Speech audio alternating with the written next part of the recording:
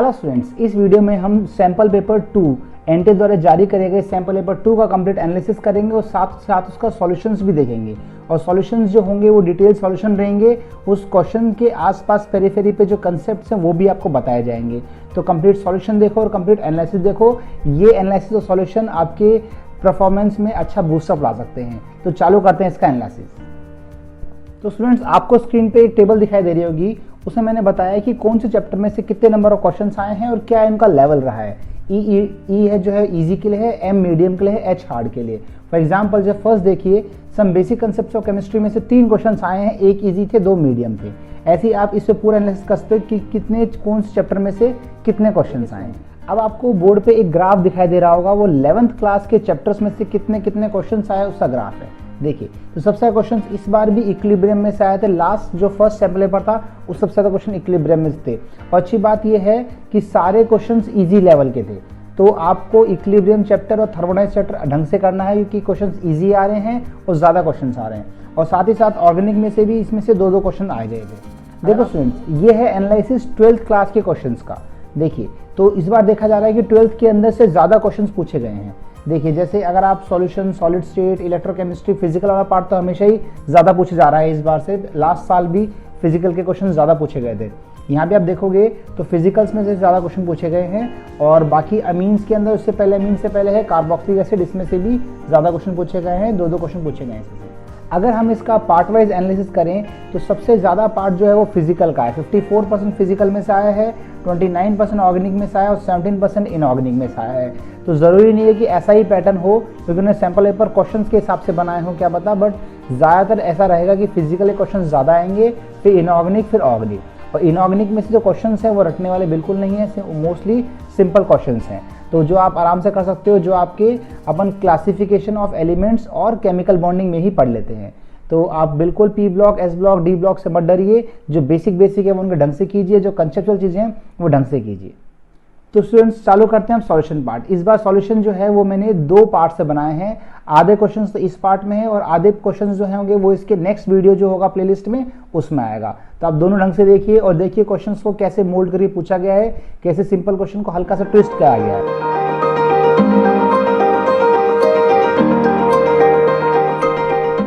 Okay students, तो अब sample paper 2 NEET NTA 2020 चालू करते हैं। देखिए, फर्स्ट क्वेश्चन दे रखा है इसमें, which of the following statements are correct. First दे रखा है इसमें, CCP structure has 3 different layer of 3 different layer. तो बिल्कुल सही बात है। देखो ध्यान दो, जो सीसीपी होता है ये होता है एबीसी टाइप, है ना, और जो एचसीपी होता है वो होता है एबी टाइप, है ना। इसका मतलब एचसीपी होता तो 2 डिफरेंट लेयर होती, पर सीसीपी इसका मतलब क्या है, 3 डिफरेंट लेयर है, एबीसी। यहां तक बात समझ में। इसका मतलब फर्स्ट तो सही है, फर्स्ट ऑप्शन बिल्कुल सही है। सेकंड देखिए, in CCP first layer and fourth layer are repeated. देखो, फर्स्ट लेयर 1 2 3 4 वापस से ए आ गया तो रिपीटेड है। बी चेक कर लो, 1 2 3 4 वापस से बी आ गया, सर रिपीटेड है। इसका मतलब क्या है, सेकंड भी सही है कि फर्स्ट और जो फोर्थ लेयर है वो क्या कर रही है, रिपीट हो रही है। तो बिल्कुल सही बात है। नेक्स्ट देखो, in HCP first layer and fourth layer, in the HCP structure first and fourth layer are repeated. Check कर ले, देखो इसके अंदर एचसीपी क्या कर रहा है, फर्स्ट और फोर्थ, 1 2 3 4 नहीं, रिपीट नहीं हो रहा ना। 1 के बाद ए के बाद फोर्थ बी आ रही है, वापस से ए नहीं आ रही। इसका मतलब फर्स्ट सही है, सेकंड सही है, थर्ड वाला क्या है, गलत है।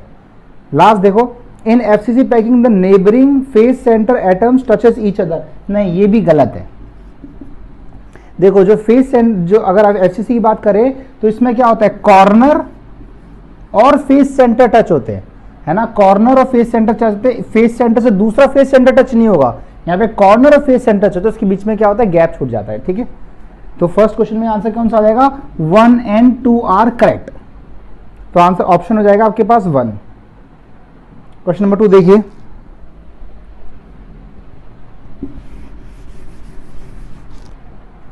Volume of 0.1 m H2SO4 require to neutralize 30 ml of 0.2 n NaOH। Very simple question.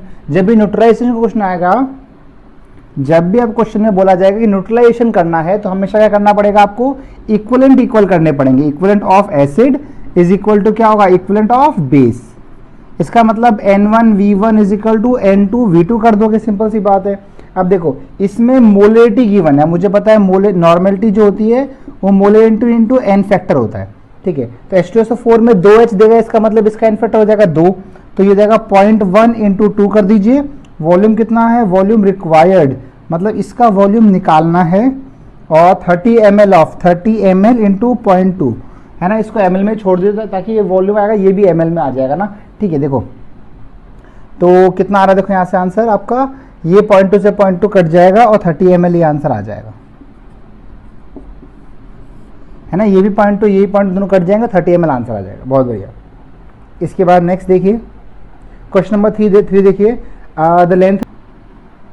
अगर आपको थोड़ी बहुत अगर टेबल याद हो तो मुझे पता है लेंथेनियम यहाँ होता है, एक्टेनियम यहाँ होता है ना, और वाई यहाँ होता है, ZR यहाँ होता है, HF यहाँ होता है। क्लियर बात सब लोगों को। होता क्या है, लेंथेनियम के बाद के एलिमेंट जो होते हैं ना, ये ड्यू टू लेंथेनेड कॉन्ट्रैक्शन इनका साइज थोड़ा छोटा हो जाता है। अब क्या होना चाहिए, टॉप से बॉटम क्या होता है, शेल्स बट तो साइज क्या होता है, बड़ा होता है, बट लेंथेनेड कॉन्ट्रैक्शन के कारण इसका साइज थोड़ा छोटा आ जाता है। इतना छोटा आ जाता है कि ये दोनों ऑलमोस्ट क्या होते हैं, HF हॉफियम और जिरकोनियम जो होगा ये ऑलमोस्ट इनकी साइज क्या हो जाती है, बराबर हो जाती है। क्यों, क्योंकि टॉप से बॉटम के हिसाब से बढ़ना चाहिए और लेंथेनम कॉन्ट्रैक्शन के हिसाब से क्या होना चाहिए, कम होना चाहिए। लेंथेनम कॉन्ट्रैक्शन क्या होता है, due to poor shielding of F electrons. ध्यान दो, क्योंकि इन दोनों के बाद क्या आता है, इनके बाद F आता है, उसके बाद में ये C चालू होती है, D चालू होता है, ठीक है। तो जिरकोनियम हाफियम का सेम रेडियस, सही बात है। अगर जिरकोनियम और जिंक की बात करेंगे तो इनमें कोई रिलेशन नहीं है। जिरकोनियम ZR और Y की बात करेंगे तो नहीं, यहाँ से क्या होगा, साइज छोटा होगा, नहीं। और जिरकोनियम और नोबियम ये भी नहीं होगा, है ना। तो कौन सा होगा यहाँ पे, जिरकोनियम हाफियम। ऐसा क्यों होगा, क्योंकि टॉप से बॉटम में साइज बढ़ना चाहिए पर लेंथनेड कॉन्ट्रैक्शन ने साइज छोटा कर दिया। तो ऑलमोस्ट क्या होगा, HF और ZR जो होगा इनकी साइज क्या होगा, ऑलमोस्ट इक्वल आएगी, ठीक है। इसके बाद देखो question number 4, the alkene C6H10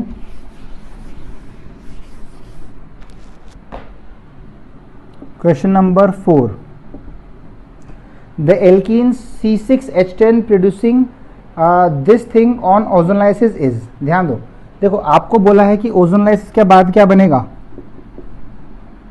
H 1 2 3 4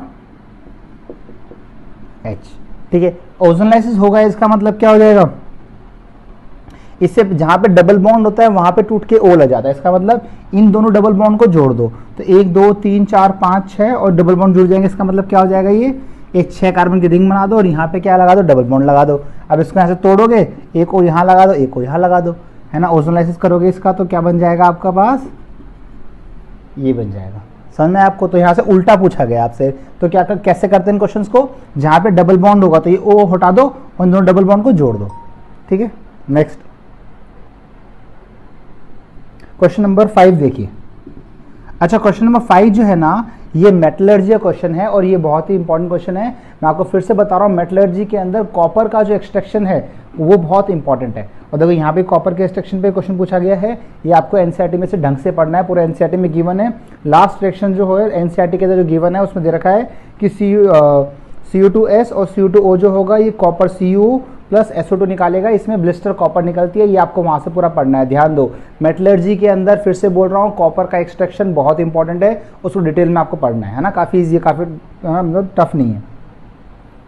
next question number 6, देखो इसने बोला है consider the following diazonium salt ना, ये आपको सारे डाइजोनियम सॉल्ट्स दे रखे हैं, ठीक है। The order of reactivity towards Dizo coupling with phenol.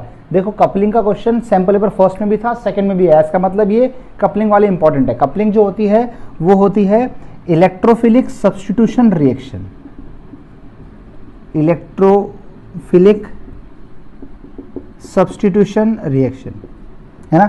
और जो ये सॉल्ट डाइजोनियम सॉल्ट बना रखा है ना, इसमें डाइजोनियम सॉल्ट एक इलेक्ट्रोफाइल की तरह काम करता है। और जब भी इलेक्ट्रोफाइल की तरह काम करेगा तो जितना अच्छा इलेक्ट्रोफाइल होगा उतनी जल्दी वो अटैक करेगा, ठीक है। देखो तो क्या दे रखा है आपको, N2+, है ना। यहाँ पे ग्रुप्स लगा रखे, ठीक है। ध्यान दो, अब इलेक्ट्रोफाइल अच्छा कैसा होगा, जिसको ज्यादा इलेक्ट्रॉन की डिमांड होगी। इलेक्ट्रॉन डिमांड ज्यादा कब होगी, जब यहाँ पे पॉजिटिव चार्ज जितना ज्यादा यहाँ पे डेफिशिएंसी होगी N2 के ऊपर, उतना अच्छा वो इलेक्ट्रोफाइल होगा। डेफिशिएंसी कब होगी, जितना अच्छा ये आपका G है, ये इलेक्ट्रॉन विड्रॉइंग ग्रुप होगा, उतना ज्यादा यहाँ पे डेफिशिएंसी क्रिएट करेगा और उतना अच्छा ये आपका एज ए इलेक्ट्रोफाइल काम करेगा। इसका मतलब जितना ज्यादा इलेक्ट्रॉन विड्रॉइंग ग्रुप होगा उतना बेटर इलेक्ट्रोफाइल होगा वो। क्लियर है बात सब लोगों को? देखो ध्यान से, अब ग्रुप में आपको लगा रखा है, पहला लगा रखा है NMe2 है ना। ये जो ग्रुप है ये तो क्या है, ये तो प्लस M लगाता है, इसके पास तो लोन पेयर है, प्लस M लगाएगा, इसका मतलब क्या होगा, ये तो इलेक्ट्रॉन डोनेटिंग नहीं, इलेक्ट्रॉन विड्रॉइंग डोनेटिंग ग्रुप है। ठीक है, दूसरा देखो, दूसरा है NO2 ग्रुप है ना। ये जो होता है ना, ये -M लगाता है, तो ये विड्रॉइंग ग्रुप है, सबसे अच्छा इलेक्ट्रोफाइल ये क्रिएट करेगा। नेक्स्ट देखो OCH3 है, लोन पेयर, इसका मतलब ये क्या है, ये +M है। और लास्ट में CH3 जो होता है ये लगाता है +H। ध्यान देखो, यहाँ पे मैं वो कंसेप्ट समझा दूं क्या होता है। जो +M वाले कौन से होते हैं, जिसमें जो एटम डायरेक्टली अटैच है ना, अगर उसके ऊपर लोन पेयर हुआ तो वो अच्छा +M होता है। तो यहाँ पे lone pair, directly lone pair है, यहाँ पे लोन पेयर नहीं रहेगा, यहाँ पे लोन पेयर रहेगा। जहाँ पे लोन पेयर रहेगा तो अच्छे +M रहते हैं, या फिर कार्बन के पास में हाइड्रोजन होंगे तो +H रहता है। तो ये तीनों तो क्या करेंगे, ये तीनों तो डोनेट करेंगे और ये वाला विड्रॉ करेगा। विड्रॉइंग -M कैसे चेक करते हैं कि आपका मान लो कोई एलिमेंट है A, इसके साथ में एक more electronegative B element attach होना चाहिए वाया पाई बॉन्ड। तो NO2 देखो ऐसे होता है ना। तो ये पाई बॉन्ड से मोर इलेक्ट्रोनेगेटिव एलिमेंट अटैच है, इसका मतलब ये -M शो करेगा कि ये यहाँ पे टूटेगा, यहाँ प्लस आएगा, प्लस आते ही ये रिंग से इलेक्ट्रॉन खींच लेता है। ठीक है, तो यहाँ पे आपको समझ में आ रहा है। तो सबसे अच्छा तो कौन सा होता है, N। तो अगर मैं बोलूं कि सबसे अच्छा इलेक्ट्रॉन विड्रॉइंग कौन सा है, तो ये आएगा 2 वाला, सबसे अच्छा ये विड्रॉ करेगा। ठीक है, उसके बाद ये तो बहुत अच्छे डोनेटिंग होते हैं, और ये जो CH3 ये डोनेटिंग होता है बट पुअर होता है ना। तो ये कौन सा होगा आपका, हाइपर कंजुगेशन वाला, फिर आएगा ये आएगा 4 वाला। अब इन दोनों में चेक किया जाएगा तो नाइट्रोजन पे लोन पेयर, ऑक्सीजन पे लोन पेयर, इलेक्ट्रोपॉजिटिव पे लोन पेयर ज्यादा स्ट्रांग होगा, जल्दी डोनेट करेगा, तो ये आएगा आखिरी में। और इससे पहले कौन सा आएगा, 3rd। तो अपन ऑप्शन चेक कर ले, देखो पहले 2, फिर 4, फिर 3, फिर 1। इसका मतलब इसमें ऑप्शन बैठ रहा है आपका ऑप्शन नंबर B वाला। देखो ESR रिएक्शन सब ऐसी होती हैं, आपको फिर समझाओ, देखो ध्यान से। ESR में इलेक्ट्रोफाइल जो होना चाहिए वो बहुत ही स्ट्रॉन्ग इलेक्ट्रोफाइल होना चाहिए। स्ट्रॉन्ग इलेक्ट्रोफाइल कब होगा, जब यहाँ पे N पे जितना ज्यादा डेफिशिएंसी क्रिएट होगी। डेफिशिएंसी क्रिएट कौन कर रहा है, सब में रिंग तो सेम ही है, बस यहाँ पे क्या ग्रुप अलग अलग हो रहे हैं। जितना अच्छा इलेक्ट्रॉन विड्रॉइंग ग्रुप होगा उतने अच्छे इलेक्ट्रॉन खींचेगा और उतना यहाँ पे क्या आएगा, पॉजिटिव चार्ज आएगा। जैसे पॉजिटिव चार्ज आएगा तो क्या होगा, ध्यान दो, पॉजिटिव चार्ज कौन क्रिएट करेगा, -M वाले क्रिएट करेगा। -M हुआ, -I हुआ, वो क्या करेगा, डेफिशिएंसी क्रिएट करेगा। और जो प्लस वाले होते हैं वो इलेक्ट्रॉन डोनेटिंग ग्रुप होते हैं। जैसे +M वाला बहुत अच्छे डोनेटिंग ग्रुप होते हैं और +H वाला थोड़ा सा कम डोनेटिंग ग्रुप होता है। ठीक है ना, आप है ना डार्ही के अकॉर्डिंग भी याद कर सकते हो इसको। इसमें inductive, hyper conjugation, resonance, aromatic, और ये कि D से डांस रेजोनेंस होता है, ये भी आपको यूज के नहीं है ना। ठीक है, आगे बताया जाएगा आपको ना। ठीक है, तो अभी तो क्या बताया आपको मैंने कि जितना अच्छा इलेक्ट्रॉन विड्रॉइंग ग्रुप होगा उतना अच्छा ये इलेक्ट्रोफाइल एक्ट करेगा। ठीक है, क्वेश्चन नंबर 7 देख लीजिए। विच of the following is an extensive property of the system. अब आप मुझे बताइए कि एक्सटेंसिव प्रॉपर्टी होती क्या है। पहले अपन डिस्कस करेंगे कि एक्सटेंसिव प्रॉपर्टी होती क्या है। क्वेश्चन नंबर 7 देखो, 2 प्रकार की प्रॉपर्टीज होती है, इंटेंसिव होती है, एक्सटेंसिव होती है। Intensive property are the properties which are independent of quantity and extensive property are the property which depends on the quantity. इसको ऐसे समझाते हैं, देखो समझ लो ऐसे वॉल्यूम है, इसको अगर मैं पार्ट आधा कर दूं, इसको आधा कर दो, क्या इसका वॉल्यूम सेम रहेगा, वॉल्यूम भी आधा हो जाएगा, तो वॉल्यूम आधा हो जाएगा, वॉल्यूम आधा हो जाएगा, इसका मतलब वॉल्यूम जो है वो एक्सटेंसिव प्रॉपर्टी है ना। मतलब अगर आपका कोई सिस्टम है, अगर उसको आप डिवाइड कर रहे हो और प्रॉपर्टी भी डिवाइड हो रही है, इसका मतलब एक्सटेंसिव प्रॉपर्टी है। और अगर कोई सिस्टम है उसको अगर आप डिवाइड कर रहे हो पर वो प्रॉपर्टी सेम की सेम ही रह रही है, इसका मतलब वो extensive property. For example viscosity same रहती है। विस्कोसिटी मतलब कि जैसे अगर आप वाटर लो, तो अगर आप 1 लीटर वाटर लो या 1 गिलास में वाटर लो, तो 200 ml वाटर लो, दोनों के अंदर विस्कोसिटी सेम रहेगी। जब तक वो वाटर से हानि नहीं होगा विस्कोसिटी चेंज नहीं होगी, है ना। फिर टेम्परेचर भी चेंज होती है। ठीक है, टेम्परेचर देखो, मान लो इस बार का पूरा टेम्परेचर 500 केल्विन है, क्या इसको काट दोगे तो 250 केल्विन हो जाएगा, 500 केल्विन ही रहेगा। तो काटने के बाद भी तो ये जो टुकड़ा रहेगा इसका 500 केल्विन, इसका 500 केल्विन रहेगा। इसका मतलब क्या है कि टेम्परेचर जो है वो भी क्या है, एक इंटेंसिव प्रॉपर्टी है। रिफ्रैक्टिव इंडेक्स का भी सेम रहता है, वो भी सब्सटेंस पे डिपेंड करती है। ग्लास का रिफ्रैक्टिव इंडेक्स फिक्स रहता है, तो इसका मतलब क्या होगा इसके अंदर कि विस्कोसिटी, टेम्परेचर, रिफ्रैक्टिव इंडेक्स ये तो है इंटेंसिव प्रॉपर्टी, बट वॉल्यूम आधा करने पर ये V/2 हो गया, V/2 हो गया। इसका मतलब volume is a extensive property. Next देखो इसने बोला है choose the correct statement about the major product formed in E2 reaction. ध्यान दो, अच्छा क्वेश्चन है ये।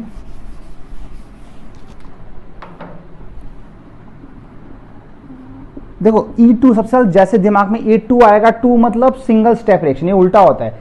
E1 मतलब डबल स्टेप, E2 मतलब सिंगल स्टेप। सिंगल स्टेप मतलब एक साथ ही H निकलेगा और एक साथ ही क्या निकलेगा, आपका हेलोजन निकलेगा, दोनों एक साथ निकलेंगे। जब भी एक साथ निकलेंगे तो क्या होगा, अपोजिट डायरेक्शन से निकलते हैं। क्या समझ आया? जब भी एक साथ निकलेंगे तो क्या होगा, एंटी एलिमिनेशन होगा। मतलब आपको बता रहा हूं मैं, E2 के अंदर ये होता है सिंगल स्टेप और क्या होगा, ये एंटी एलिमिनेशन होगा, एंटी एलिमिनेशन। ध्यान दो, देखो अब इसको बनाऊंगा तो कैसे बनेगा ये, इसको अपन फिशर में कन्वर्ट करते हैं इजीली। देखो ये जो ऊपर वाले होते हैं ना, ये पीछे जा रहे हैं वो होते हैं ना, तो ये ऊपर वाले पीछे जा रहे हैं और ये दोनों आगे आ रहे हैं, ये आगे आ रहे हैं, ये दोनों जो ये वाले हैं ये पीछे जा रहे हैं। ठीक है, पीछे आ रहे हैं तो पीछे की तरफ CH3 दिखाई दे रहा है, यहाँ पे CH3 दिखाई दे रहा है। ठीक है, अब क्या हो रहा है, एक H यहाँ दिखाई दे रहा है मेरे को, एक Br यहाँ दिखाई दे रहा है, और जो बाहर की तरफ भाई लगा दो, ये दिखाई दे रहा है आपको CH2 CH3 दिखाई दे रहा है, और यहाँ पे मुझे एक H दिखाई दे रहा है। ठीक है, अब आपको ये दोनों, ये H और ये Br निकालने हैं। ठीक है, अब आपको एक चीज याद होगी, कार और टेम। ध्यान दो, इसका मतलब ध्यान दो, कार टेम का मतलब होता है सिस पे अगर मैं सिस पे एंटी एडिशन कराऊंगा तो रेसिमिक मिक्सचर बनता है, ट्रांस पे एंटी कराऊंगा तो मीजो बनता है। क्लियर बात सब लोग? अब इसका उल्टा चलते हैं ना, अब ये क्या कर रहे हैं अपन, एंटी एडिशन या एलिमिनेशन चल रहा है ना, तो अगर मैं रेसिमिक पर, है ना, अगर ये उल्टा होता, रेसिमिक पे अगर मैं एंटी एलिमिनेशन कराता तो सिस बनता। अब मीजो पे जब मैं एंटी एलिमिनेशन कराऊंगा तो ट्रांस बनेगा। देखो काइंड ऑफ, देखो ये दोनों एक तरफ ही है ना, ये तो एक तरफ का मीजो टाइप ही होता है ना। मीजो का मतलब क्या होता है कि अगर वैसे देखा जाए तो मीजो नहीं है वैसे ये, है ना, तो मीजो का मतलब ये होता है कि अगर OH होता तो OH HH एक तरफ ही होते हैं वो, तो एक तरफ जब भी होंगे तो जब हटेगा, जब एंटी कराएंगे तो ट्रांस बनेगा ये। तो इसका तरीका है समझने का, देखो ट्रांस बनाएंगे तो कैसे होगा, ये ट्रांस बनाना है तो फाइनली बन जाएगा ये येला कार्बन और येला कार्बन, और ट्रांस बना दीजिए इसके अंदर आप CH3 CH2 CH3, और यहाँ पे CH3 आ जाएगा और यहाँ पे H आ जाएगा। इसका मतलब ये आ जाएगा ट्रांस, है ना। अगर नंबरिंग करो तो 1 2 3 4 5 ट्रांस, इसके बाद 3 पे क्या लगा हुआ है, 3 पे लगा है मिथाइल, उसके बाद में 1 2 3 4 5 ये हो गया आपके पास पेंट 2 इन। ऑप्शन चेक कर लीजिए, हाँ तो ऑप्शन कौन सा बैठ रहा है, बी बैठ रहा है। ध्यान दो, मैं वापस बता रहा हूँ आपको, ये कार टाइम का एक कंसेप्ट होता है। कार जो होता है ये होता है सिस पे अगर एंटी एडिशन कराएंगे तो रेसिमिक बनता है, ट्रांस पे एंटी कराएंगे तो मीजो बनता है। इसका उल्टा चलना है, देखो यहाँ पे, देखो एक तरह से मीजो वाला पार्ट हटा रहे हैं अपन, तो मीजो वाला पार्ट हटाएंगे तो मीजो पे एंटी एलिमिनेशन करेंगे तो ट्रांस बन जाएगा, है ना, और रेसिमिक पे एंटी एलिमिनेशन करेंगे तो क्या बन जाएगा, सिस बन जाएगा। इसमें which of the following set has strong tendency to form anion. जो इलेक्ट्रोनेगेटिव एलिमेंट्स होते हैं वो एनायन बनाते हैं, इलेक्ट्रोपॉजिटिव होते हैं वो कैटायन बनाते हैं। देखो फर्स्ट जो है ये कौन से हैं, गैलियम, इंडियम, थीलियम, है ना। G13 जो होते हैं ये इलेक्ट्रोपॉजिटिव ही होते हैं मोस्टली, है ना। और सोडियम, मैग्नीशियम, एल्यूमिनियम ये तो किसके होते हैं, ये तो इलेक्ट्रोपॉजिटिव मेटल्स होते हैं। नाइट्रोजन, ऑक्सीजन, फ्लोरीन, हाँ ये जो होंगे ये एनायंस बनाए क्योंकि ये इलेक्ट्रोनेगेटिव होते हैं। ठीक है, और ये VCr, Mn ये भी किसके होते हैं, डी ब्लॉक के होते हैं, ये भी क्या होते हैं, कैटायंस बनाते हैं। ठीक है ना, तो आंसर कौन सा आ जाएगा इसमें, सी। बिल्कुल सिंपल क्वेश्चन है ना।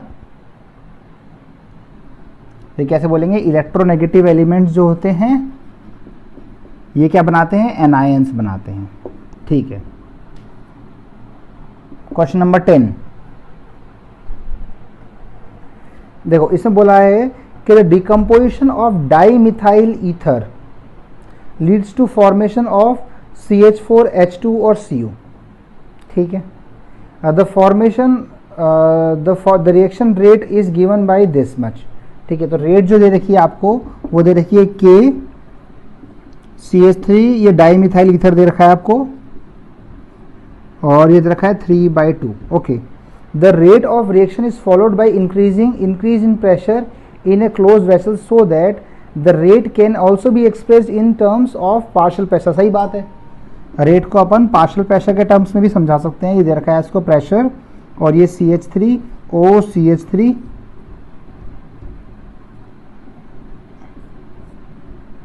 3/2 है ना। ये जो स्क्वायर ब्रैकेट से कंसंट्रेशन के लिए यूज किए जाते हैं, ठीक है। In terms in the pressure, if the pressure is measured in bar and time in minute then the unit of the rate constant, ठीक है। अब देखो रेट जो होगा ये प्रेशर के टर्म्स में होगा तो क्या होगा, ये होगा बार पर मिनट और K, और ये क्या, ये प्रेशर होगा तो क्या होगा बार 3/2 हो जाएगा ये। तो K की वैल्यू क्या आ जाएगी बार, ये 1 यहाँ आ गया और ये नीचे चला गया तो 1 - 3/2 अपॉन क्या हो जाएगा, ये मिनट हो जाएगा, ठीक है। तो यहाँ पे फाइनली यूनिट क्या आ जाएगी, देखो इसके अंदर बार, और ये जाएगा -1/2 और ये जाएगा मिनट -1। तो बार -1/2 और मिनट क्या हो जाएगा -1 हो जाएगा, ठीक है। तो बिल्कुल सिंपल सा क्वेश्चन था, बस लैंग्वेज तो बड़ी सी दे रखी है, बाकी लैंग्वेज की इतनी आवश्यकता है नहीं, सिंपल से आप इसके यूनिट से कर सकते हो। बहुत अच्छा। देखो नेक्स्ट क्वेश्चन, देखो question number 11।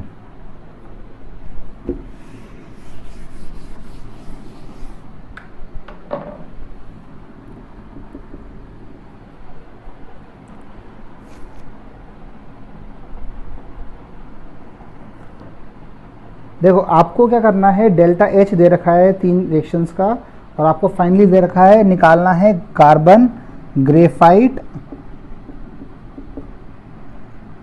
+2H2 gas gives CH4 gas.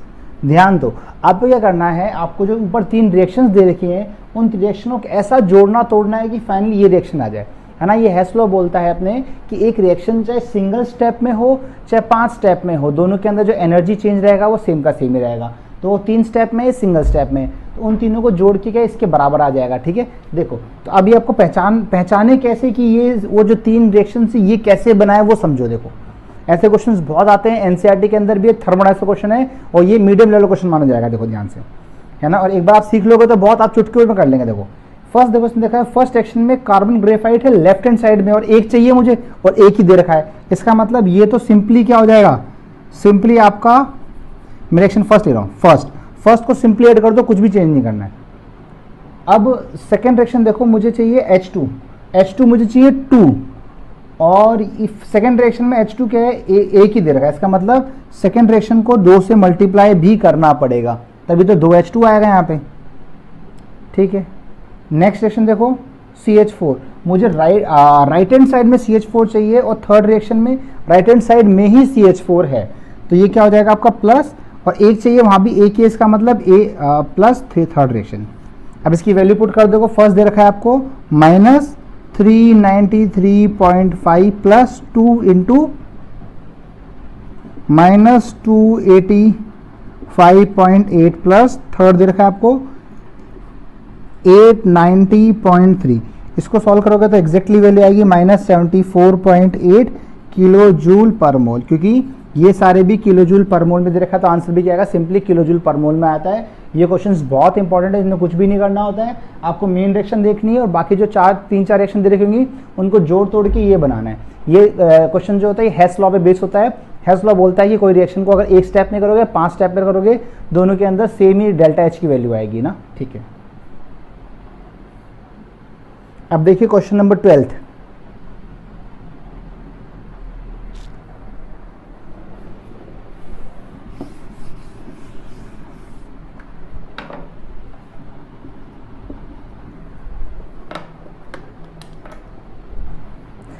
Determine the solubility of silver chromate at 298 Kelvin given its Ksp की वैल्यू गिवन है ना। तो मुझे तो सिल्वर क्रोमेट क्या होता है, Ag2CrO4 होता है, ठीक है, ध्यान दो।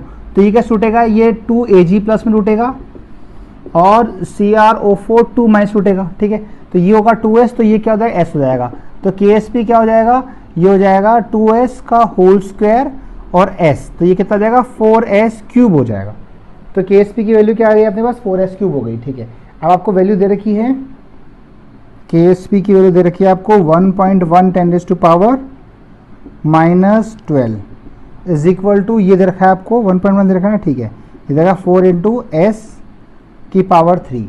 तो s निकालना है तो ये हो जाएगा 1.1 10⁻⁻12 अपॉन कितना आ जाएगा 4 आ जाएगा, s क्यूब आ जाएगा। यहाँ से s का क्यूब रूट निकालोगे,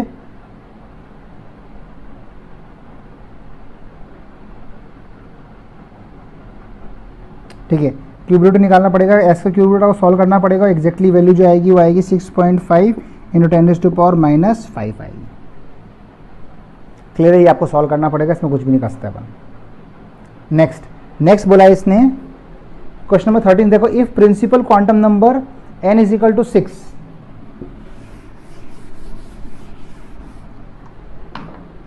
क्वेश्चन नंबर 13 है ना, आपको दे रखा है कि principal quantum number n is equal to 6 के लिए पूछा गया है। तो पीरियड कौन सा बात कर रहे हैं, 6 पीरियड की बात चल रही है। 6 पीरियड में d भी होता है f भी होता है, ठीक है, ध्यान दो। तो क्या हो जाएगा, ये तो पहले हो जाएगा ns हो जाएगा, हाँ देखा जाए तो ये क्या होगा 6s हो जाता है, 6s के बाद में इलेक्ट्रॉन जाता है f के अंदर, तो 2 कम होता है ना ये, तो ये हो जाता है 4f हो जाता है, 5d हो जाता है, फिर p में आता है, 6p में आता है। ठीक है, इसी को रिलेट करेंगे तो क्या होगा, देखो ns हो गया और ये n-2f हो गया और ये n-1d हो गया और ये n क्या हो जाएगा, p हो जाएगा। अगर अपन ऑप्शन देखें तो कौन सा आएगा, डी ऑप्शन बैठ रहा है। देखो ये ns हो गया, n-2f हो गया, n-1d हो गया और np हो गया, है ना, क्योंकि ये कौन सा है, ये 6 पीरियड का है। जो आपके n की वैल्यू होती है वही क्या होता है, पीरियड होता है। ठीक है, नेक्स्ट क्वेश्चन नंबर 14 देखिए,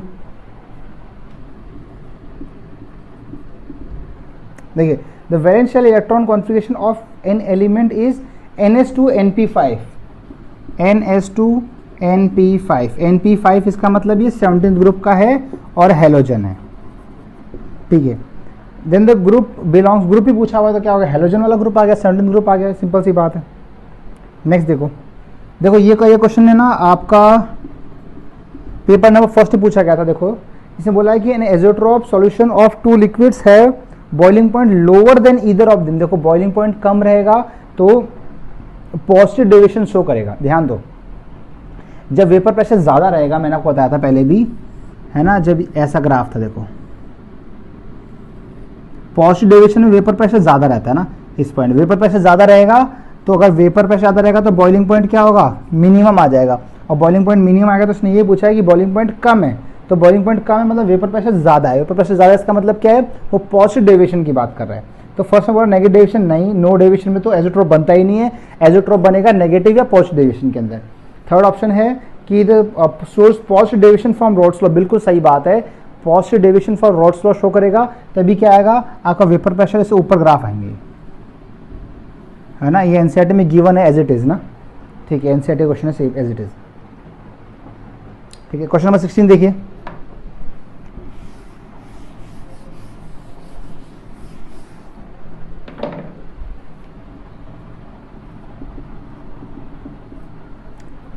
इसने बोला है during the electrolysis of O2 the volume of O2 liberated is इतना, the volume of hydrogen liberated. देखो ध्यान दो, जब भी कोई 2 सब्सटेंस लिबरेट हो रहे हैं सेम इलेक्ट्रोलाइट सेल के अंदर या फिर सीरीज में लगा रखे हों, दोनों के इक्विवेलेंट हमेशा इक्वल रहेंगे। देखो कैसे, अब इसने बोला है कि O2 होगा तो इक्विवेलेंट ऑफ O2 जो रहेगा वो इक्वल रहेगा इक्विवेलेंट ऑफ H2 के। ठीक है, इक्विवेलेंट कैसे निकालोगे, मोल्स निकालो 2.24 और डीएम क्यूब मतलब लीटर ही होता है, डिवाइड बाई 22.4, O2 का इनफेक्टर होता है 4। ठीक है, और अगर बात करेंगे इसका वॉल्यूम निकालना है, 22.4 वॉल्यूम रहेगा और हाइड्रोजन का रहेगा 2, है ना, H2 का 2, Cl2 का 2 और O2 का क्या रहेगा 4। अगर मोस्टली यही काम में आता है इसके अंदर, ये यहाँ से कटेगा, ये कटेगा 2 से और वॉल्यूम आ जाएगा 4.48 ml, नहीं लीटर, या फिर डीएम क्यूब जो भी लिखा हुआ है वो आप कर सकते हो। डीएम क्यूब में दे रखा है तो ये देखो, डीएम क्यूब लीटर एक ही बात होती है। नेक्स्ट देखो, नेक्स्ट बोला इसने the final product formed when methyl amine is treated with Na, NO2 और HCl। देखो ध्यान दो, जब भी अमीन होगा और 1 डिग्री अमीन होगा, इसमें अगर बेंजीन पे एरोमेटिक 1 डिग्री अमीन होता है तब बनता है बेंजीन डाइजोनियम सॉल्ट। बट अगर एल्कोन पर अगर 17 है ना, अगर एलिफेटिक अमीन होगा 1 डिग्री तो इसमें ये NaNO2 जो करोगे ये बहुत ही अनस्टेबल बनेगा, N2 जो बनेगा बहुत ही अनस्टेबल N2 बनेगा और फाइनली टूट के वहां पे आ जाएगा OH। तो ये मिथाइल अल्कोहल बनता है। ये भी एनसीईआरटी में दे रखा है आपको, ध्यान दो। अगर 1 डिग्री, ध्यान दो, इसी में अगर मतलब 1 डिग्री अमीन होगा ना एलिफेटिक, तब तो क्या बनाते हैं अपन, अल्कोहल बनाते हैं, अल्कोहल। और इसी के अंदर अगर 1 डिग्री एरोमेटिक होगा तो क्या बनाएगा, ये सेम की चीज क्या बनाएगा, फिर डाइजोनियम सॉल्ट बनता है,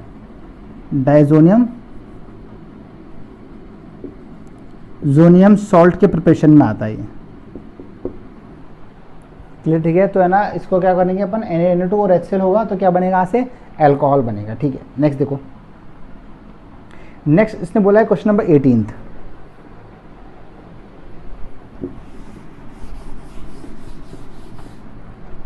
ध्यान दो, क्वेश्चन नंबर 18 में बोला है the bond angle of H2SE is the best described as. देखो question number 18, H2SE is best described as किसके बीच में, देखो ध्यान दो।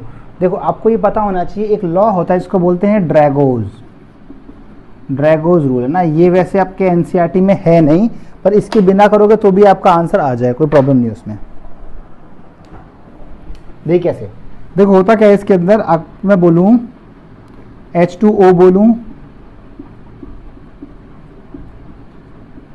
है ना, तो ड्रैगोज रूल बोलता है कि जब इलेक्ट्रोनेगेटिविटी 2.5, जैसे इसकी इलेक्ट्रोनेगेटिविटी तो कितनी होती है, ये होती है 3, है ना। अब इलेक्ट्रोनेगेटिविटी अगर 2.5 से कम हो जाती है तो इसमें नो हाइब्रिडाइजेशन, इसमें हाइब्रिडाइजेशन नहीं होता है।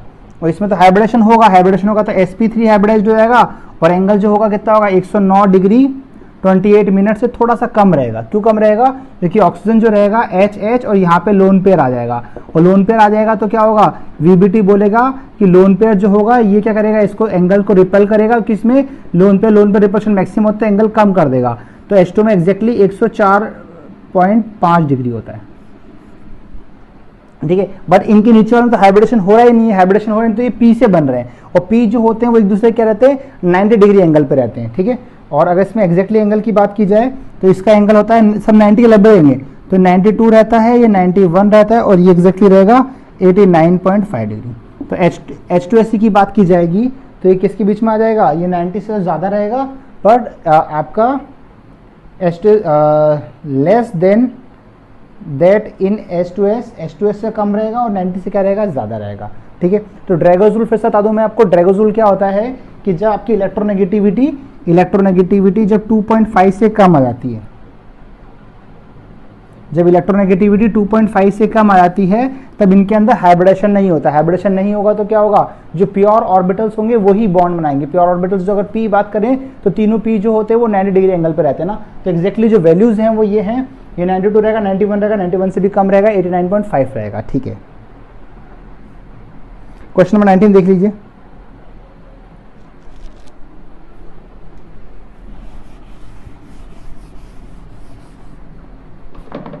क्वेश्चन नंबर 19,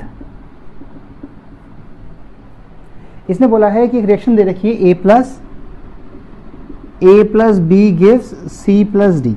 देखो इन्होंने बोला है कि पहले 298 केल्विन पे 1 इंटू 10⁻⁻² था इसका Kc। ठीक है, और इसने टेम्परेचर कर दिया कम 273 केल्विन एंड इज 2 पे, कितना रहेगा, Kc हो गया 2। इसका मतलब टेम्परेचर कम करने पर आपका Kc की वैल्यू बढ़ रही है। ध्यान दो, टेम्परेचर जो है वो अगर मैं कम कर रहा हूं तो Kc की वैल्यू क्या हो रही है, बढ़ रही है ना। तो टेम्परेचर कम, इसका मतलब यहाँ पे हीट लिखा होगा, मतलब एक्सोथर्मिक रिएक्शंस को है ना, हीट में एक्सोथर्मिक रिएक्शंस में अगर मैं टेम्परेचर कम करता हूँ तो क्या होता है, रिएक्शन आगे आती है और Kc की वैल्यू बढ़ती है। इसका मतलब भी एक्सोथर्मिक हो गया, है ना। इनको समझने का बिल्कुल सिंपल तरीका है। देखो, अगर एक्सोथर्मिक रिएक्शन होगी तो एक्सो मतलब हीट निकल रही है, तो आउट प्रोडक्ट में हीट लिख लो। अब अगर टेम्परेचर बढ़ेगा तो हीट बढ़ेगी तो रिएक्शन पीछे आएगी। ये तो बोलते ली चैटल प्रिंसिपल। अगर टेम्परेचर कम करोगे तो हीट कम होगी तो रिएक्शन कहाँ आएगी, फॉरवर्ड आएगी ना।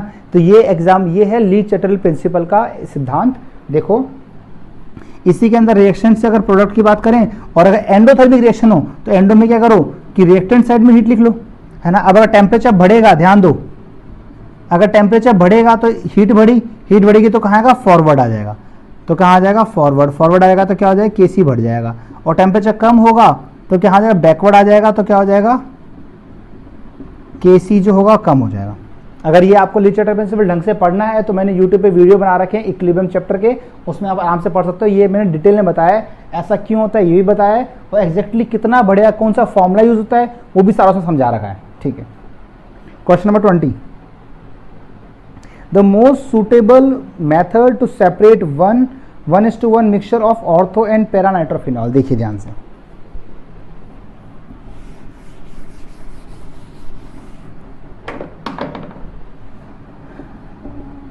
देखो, अगर मैं ऑर्थो नाइट्रोफिनॉल की बात करूं और पैरा नाइट्रोफिनॉल की बात करूं, बहुत ही इंपॉर्टेंट और बहुत ही कॉमन क्वेश्चन है। इसके अंदर क्या होता है, इसमें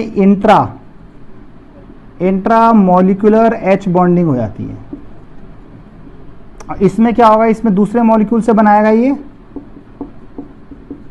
इसका मतलब इसमें होगा इंटर मॉलिक्यूलर एच बॉन्डिंग हो जाएगी।